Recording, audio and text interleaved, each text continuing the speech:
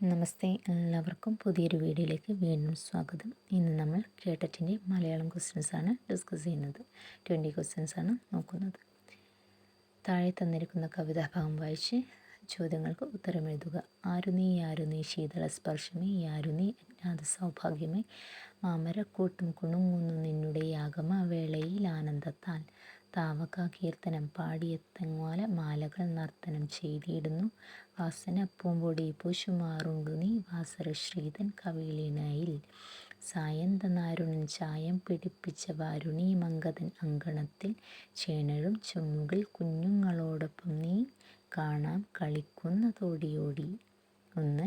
വാരുണി മങ്കയുടെ അങ്കണത്തെ ചായം പിടിപ്പിക്കുന്നത് ആരാണ്? ഉത്തരം ഓപ്ഷൻ സി, അസ്തമയ സൂര്യൻ. 2. വാസന പൂമ്പൊടി പൂശുമാറുണ്ടു നീ വാസരശ്രീതൻ കവിളിണയിൽ. ഈ വരികളിൽ നിന്ന് ലഭിക്കുന്ന ആശയം എന്താണ്? ഉത്തരം ഓപ്ഷൻ ബി, പ്രഭാതത്തിൽ കാറ്റിന് പൂക്കളുടെ സുഗന്ധമുണ്ടാവും എന്ന ആശയമാണ് ഈ വരികളിൽ നിന്ന് ലഭിക്കുന്നത്. കവിതാഭാഗം നന്നായി വായിച്ചിട്ട് ഉത്തരം എഴുതിയാൽ മതി. 3. അജ്ഞാത സൗഭാഗ്യം എന്ന് കവി കാറ്റിനെ വിളിക്കാൻ കാരണം? ഉത്തരം ഓപ്ഷൻ എ, കാണാൻ കഴിയാത്തത് കൊണ്ടാണ് അജ്ഞാത സൗഭാഗ്യമെന്ന് കവി കാറ്റിനെ വിളിച്ചത്. 4. ചേണഴും എന്ന വാക്കിന് യോജിച്ച അർത്ഥം തിരഞ്ഞെടുക്കുക. ചേണഴും എന്ന് പറഞ്ഞാൽ ഭംഗിയുള്ള. ഓപ്ഷൻ ബി ആണ് ഉത്തരം. 5. കവിതയിൽ കാറ്റിൻ്റെ വിശേഷണങ്ങളുമായി യോജിച്ചു പോകാത്ത പ്രസ്താവന ഏതാണ്? ഉത്തരം ഓപ്ഷൻ ഡി, കുട്ടികളെ പേടിപ്പിക്കുന്നു എന്ന പ്രസ്താവന യോജിക്കുന്നതല്ല. 6. അടിവരയിട്ടവയിൽ പൂവെന്ന അർത്ഥം വരാത്ത വാക്കേതാണ്? ശിശിര രജനികളാണ് ഉത്തരം. ഓപ്ഷൻ ഡി, ശിശിര രജനികളാണ് പൂവെന്ന അർത്ഥം വരാത്തത്. 7. താഴെ പറയുന്നവയിൽ പരസ്പരം യോജിക്കാത്ത ജോഡി ഏതാണ്? ഉത്തരം ഓപ്ഷൻ ഡി, കലാമണ്ഡലം ഹൈദരാലി ഗസൽ ഗായകൻ. കലാമണ്ഡലം ഹൈദരാലി കഥകളി സംഗീതവുമായി ബന്ധപ്പെട്ടതാണ്. അപ്പോൾ അത് ഓർത്തു വയ്ക്കുക. ഓപ്ഷൻ ഡി ആണ് ഉത്തരം. 8. ഇത് അപകടമാണെന്ന് ഞാൻ നിന്നോട് പറയുന്നു. അടിവരയിട്ട പദങ്ങളെല്ലാം ഏത് വിഭാഗത്തിൽ പെടുന്നവയാണ്? ഉത്തരം ഓപ്ഷൻ ബി, സർവനാമം. മരിക്കുക എന്ന അർത്ഥം വരുന്ന ശൈലി ഏതാണ്? ഓപ്ഷൻ സി, സിദ്ധി കൂടുക. ഉത്തരം ഓപ്ഷൻ സി, സിദ്ധി കൂടുക. സിദ്ധി കൂടുക എന്ന് പറഞ്ഞാൽ മരിക്കുക എന്ന അർത്ഥമാണ്. ശൈലി എന്ന് പറയുമ്പോൾ സിദ്ധി കൂടുക എന്നതാണ് മരിക്കുക എന്ന അർത്ഥം വരുന്ന ശൈലി. 10. പൊതുവിദ്യാഭ്യാസ സംരക്ഷണ യജ്ഞത്തിൻ്റെ ഭാഗമായി സ്കൂളുകളിൽ നടപ്പാക്കുന്ന ഒരു പദ്ധതിയാണ്? ഉത്തരം ഓപ്ഷൻ സി, ജൈവ വൈവിധ്യ പാർക്കുകൾ. 11. താഴെ തന്നിരിക്കുന്നവയിൽ ബാലസാഹിത്യത്തിൽ ഉൾപ്പെടുത്താത്ത കൃതി ഏതാണ്? ഉത്തരം ഓപ്ഷൻ ബി, കൈരളിയുടെ കഥ. ബാക്കിയെല്ലാം ബാലസാഹിത്യത്തിൽ ഉൾപ്പെടുന്നവയാണ്. ഉൾപ്പെടാത്തത് കൈരളിയുടെ കഥ. 12. അടിക്കടി ഉണ്ടാകുന്ന വിലക്കയറ്റം സാധാരണ ജനങ്ങളെയാണ് കൂടുതൽ ബാധിക്കുന്നത്. അടിവരയിട്ട് പ്രയോഗത്തിൻ്റെ ആശയം എന്താണ്? അടിക്കടി മീൻസ് കൂടെ കൂടെ. ഓപ്ഷൻ എ ആണ് ഉത്തരം. താഴെ കൊടുത്തിരിക്കുന്നവയിൽ ശരിയായി എഴുതിയിട്ടുള്ള വാക്ക് ഏതാണ്? കൃത്രിമം. ഏതാണ്? ഉത്തരം ഓപ്ഷൻ എ, കൃത്രിമം. നമ്മൾ കൃത്രിമം എന്നാണ് പറയുക. 14. തവിട് തിന്നാലും തകൃതി കളയരുത് എന്ന പഴഞ്ചൊല്ലിൻ്റെ ആശയം എന്താണ്? ഉത്തരം ഓപ്ഷൻ എ, നമ്മുടെ ഗതികേട് മറ്റുള്ളവരെ അറിയിക്കരുത്.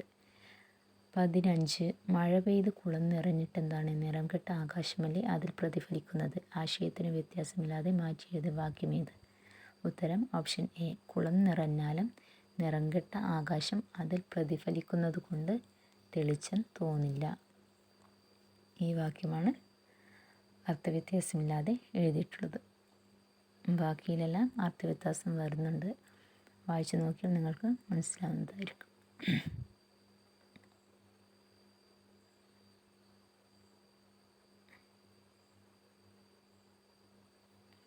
തന്നിരിക്കുന്ന ഗദ്യഭാഗം വായിച്ച് 66 മുതൽ 70 വരെയുള്ള ചോദ്യങ്ങൾക്ക് ഉത്തരം എഴുതുക.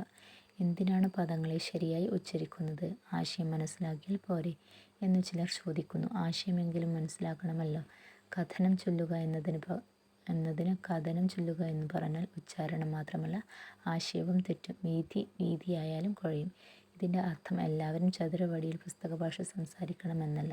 ഉച്ചാരണ ശുദ്ധി എന്ന് പറയുന്നത് ദേശീയഭാഷയുടെ സ്വാഭാവിക ഔജസ്സിനെ ബലി കഴിച്ചുകൊണ്ട് വേണമെന്ന് വിവരമുള്ളവർ ഒരിക്കലും പറയുകയില്ല.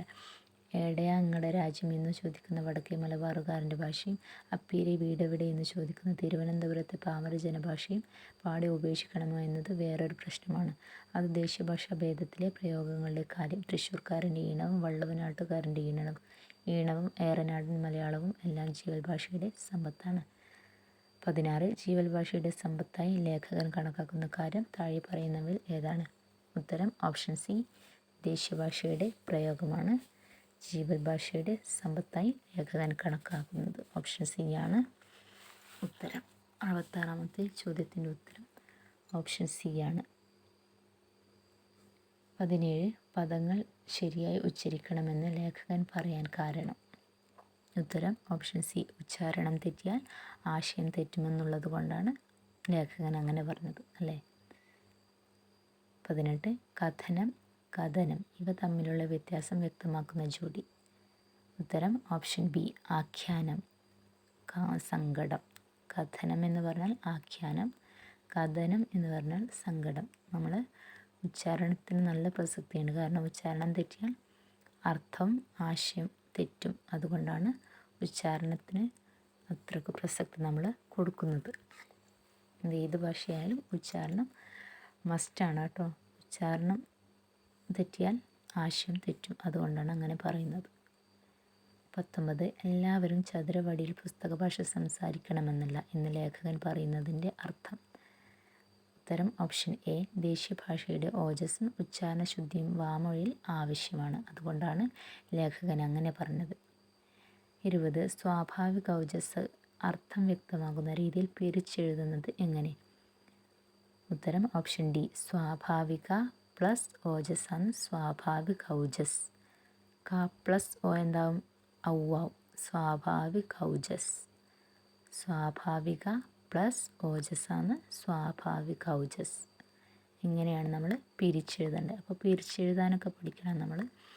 പിന്നെ മലയാളം റിലേറ്റഡ് ആയിട്ടുള്ള നോവൽസ് കാര്യങ്ങളൊക്കെ നമ്മൾ അറിയണം. എല്ലാവർക്കും ഈ പ്രാവശ്യത്തേക്കായിട്ട് ക്രാക്ക് ചെയ്യാൻ പറ്റട്ടെ, സാധിക്കട്ടെ എന്ന് ആത്മാർത്ഥമായി പ്രാർത്ഥിക്കുന്നു. എല്ലാവരും വീഡിയോ ഇഷ്ടമായാൽ ലൈക്ക് ചെയ്യണം, ഷെയർ ചെയ്യണം, കമൻറ്റ് ചെയ്യണം, സബ്സ്ക്രൈബ് ചെയ്ത് സപ്പോർട്ട് ചെയ്യണം. ബെല്ലൈക്കൺ പ്രസ് ചെയ്യാൻ മറക്കരുത്. അടുത്ത വീഡിയോയിൽ കാണുന്നത് ധന്യവാദ്.